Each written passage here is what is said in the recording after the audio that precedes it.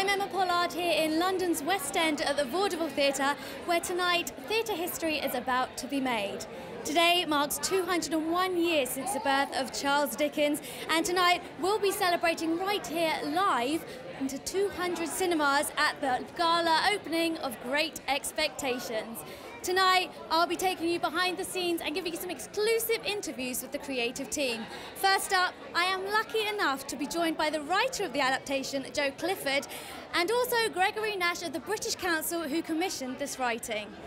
Lovely to see you both this evening. How are you? Very exciting. Thank you. It's lovely to be here. Lovely to see you. Now, Joe, how did this all come about, and what kind of challenges did you face in bringing this into a piece of writing for the stage? Well, it was a totally revolutionary piece in its time, because what we wanted to do was to create a show that used actors and dancers in the same cast.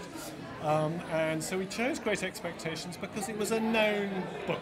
We thought we could get lots of bookings for the tour.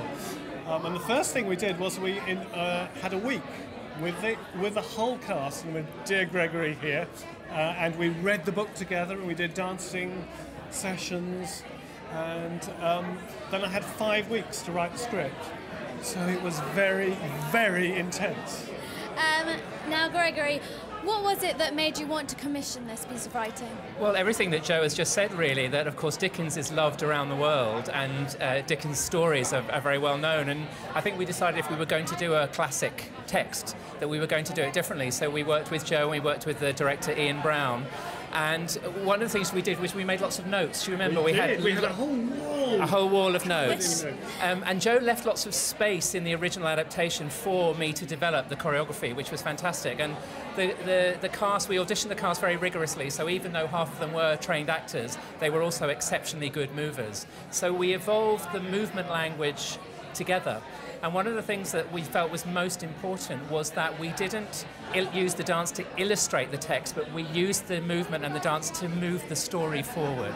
So it was a very holistic way of working. But it was very unusual for its time and very, very exciting project. And for you, how important is Charles Dickens, you know, moving forward and for the British Council? Well, it's interesting because, of course, in my original role, I was the choreographer on the production, and then it was picked up by the British Council and toured to 5 countries. Because Dickens' stories are so well known, Dickens is so well loved, and so our colleagues in Sri Lanka who initiated the tour thought, if we bring Dickens, we will get an audience, but what they will see isn't something that they're not really expecting.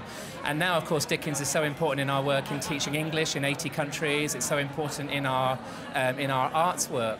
But one of the things we did with our Dickens project last year was to make sure that we commissioned contemporary writers to write around the same kind of themes and stories that Dickens was writing about 150 years ago. One of the things that was amazing about the project was that I was with it in Egypt, I was with it in Bangladesh, and people there knew their Dickens better, almost better than they know Dickens here. And Dhaka in Bangladesh, it was an extraordinary experience because Dhaka was in the process of very rapid industrialisation. I remember massive brick factories by the belching smoke, and I thought, this is how London must have been for Dickens, with these, just an incredible struggle for existence, and people literally dying and their bodies being thrown into the river. Just a city full of drama and excitement. It was the most amazing, amazing experience. And my colleague in Sri Lanka says that people still talk about the production 25 years later. They still remember the production. That is some achievement. So what do you think going forwards? Where will this go?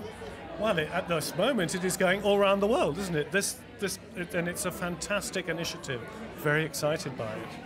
And I think that although this is the biggest production of it now, I mean, we started with a cast of 8. We started in a tiny 100-seat studio in Glasgow. We toured a few lovely but smaller theatres in Scotland. Then the British Council picked it up, and it grew and it grew and it grew, didn't it, Joe? And there was a production in Newcastle about 5 years ago in a larger theatre. But now, look, here we are in the West End. It's extraordinary. Now, 25 years since you first, put pen to paper, how excited are you this evening? I am incredibly excited. I mean, and such changes in my life as well. When I wrote this play, I was a very nervous young man, and my children were tiny, and now my children are grown up, and I'm a grandma. And as far as I know, I am the first openly transsexual woman playwright to have a show on in the West End.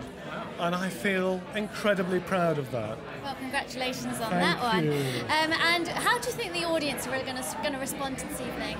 Well, I don't know, because this is a very passionate play. It's a very angry play. It's full of rage, as the book is, but it's also full of tenderness. It's supercharged because I had to write it in 5 weeks and fit it into a 2-hour time slot.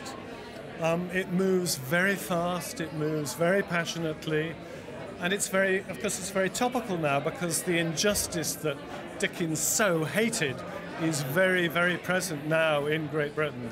There's a lot of anger, there's a lot of rage, but there is great tenderness. I simply can't wait to see what people make of it.